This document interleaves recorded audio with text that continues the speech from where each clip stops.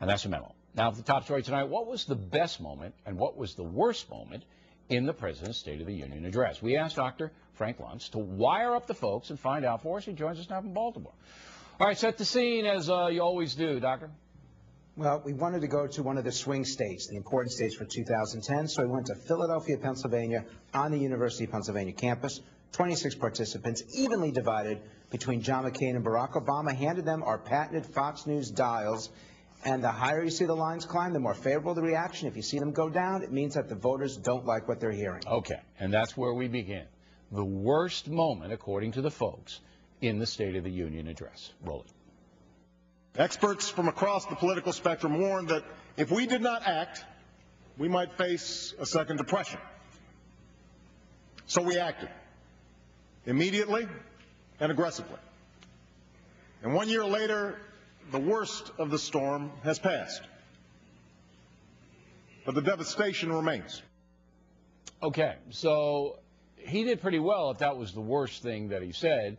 The Democrats were, 50, 60%, Republicans down below 40. But the Democrats went down at the end, and I thought they liked the economic stimulus, did they not? Well, here's the issue, that no one believes that the recession is over. It was Larry Summers who made the comment on ABC News that the recession was over and that the recovery had begun. Look, if you're unemployed, if you're afraid of losing your job, if you didn't get the pay increase you were expecting, you think that the recession is still ongoing. And it's a mistake for the Obama administration to try to tell people that they should feel good when they, frankly, feel pretty bad. Okay, so it wasn't a matter of debating the effectiveness of the government stimulus to try to prop up the banks, keep them from collapsing.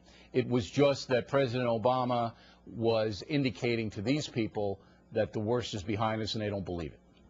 They don't believe it because they're suffering right now. I've seen polling data that 2/3 of Americans are still not going out to dinner as much as they used to, that half of them are unable to donate to charities as much as they want, 40% are cutting back on what they're spending on their kids, and even 1 out of 4 have reduced how much money they're spending for doctors or for health care. So, Bill, this is a serious recession here, and when Obama says that the worst is over, the ear of the average American is, he thinks that we're through it, and they're not. Okay, in both parties. Now, this was his best moment. We'll take. They're tired of the partisanship and the shouting and the pettiness. They know we can't afford it. Not now. So we face big and difficult challenges. And what the American people hope, what they deserve, is for all of us, Democrats and Republicans, to work through our differences, to overcome the numbing weight of our politics. Okay, so it's the let's all get together and solve the problems that worked for the president last night. Right, and but it's also about let's end the negativity, let's end the accusations, and later on in the speech, Obama came after the Republicans for disagreeing on principle. And it's interesting that tomorrow he's going to address the House Republican Conference in their meeting right here in Baltimore. That the American people are saying to politics and politicians, enough is enough, we want it done differently. Frankly, Bill, they want Barack Obama's communication from his election campaign rather than the policies that he's promoted over the last year. Okay. So it's interesting, though, that both parties still want cooperation and to bring the temperature down because it is obviously a divided country right now. The other thing is that President Obama did blame the Bush administration in his speech last night for a lot of the problems that he has not yet solved. And then he appeals for, well, let's all get together and work together. I said, well, wait. You know, you continue to blame the other guys, and then you want to get together and work together. I don't know how that works, you know. Well, one of the coolest things that we found in the research we did 10 days ago up in Boston is that Scott Brown's campaign, when he said, I am not Bush Cheney. I'm running for the U.S. Senate for the people's seat, not Ted Kennedy's seats, and I'm an independent voice. When he challenged his opponent who was criticizing him for the Bush Cheney policies, not only did he score points, he actually won votes. And that is a lesson for the Republican Party that there is a way to respond to this. It's to simply say, hey, I wasn't there. This is not part of me.